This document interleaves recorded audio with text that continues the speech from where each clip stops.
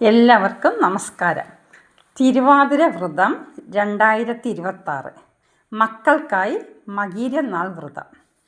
1-ാം തീയതി രാത്രി 10:48 മകീര്യം തുടങ്ങും. 2-ാം തീയതി വെള്ളി രാത്രി 8:04 വരെ മകീര്യം ആണ്. 8:05 മുതൽ തിരുവാതിര തുടങ്ങും.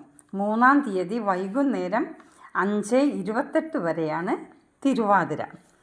തിരുവാതിര വ്രതം നോൽക്കുന്നത് വിവാഹം തടസ്സം നീങ്ങാനും ഉത്തമനായ പങ്കാളിയെ ലഭിക്കാനും നല്ല ദാമ്പത്യ സൗഖ്യത്തിനും തിരുവാതിര വ്രതം എടുക്കുക വളരെ നല്ലതാണ്.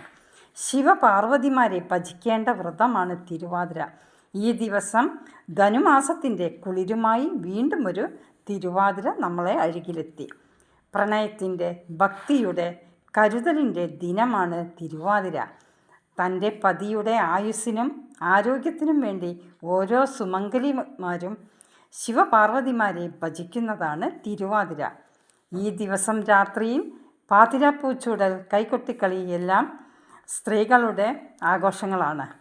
വിഭവസമൃദ്ധമായ പുഴുക്കും, കൂവപ്പായസം, ഇഞ്ചിത്തൈര്, പപ്പടം ഇവയെല്ലാം ഒരു പ്രത്യേകതയാണ് തിരുവാതിരയുടെ. നല്ല രുചിയും ഉന്മേഷവും നൽകുന്നതാണ് ഈ വിഭവങ്ങൾ.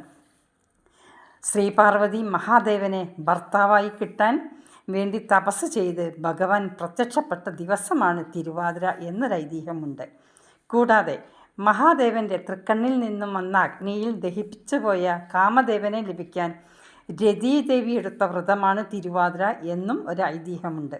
എന്തായാലും തിരുവാതിരയുടെ ഐതിഹ്യം നല്ല ദാമ്പത്യ ജീവിതം ഉണ്ടാവുക എന്നതാണ്.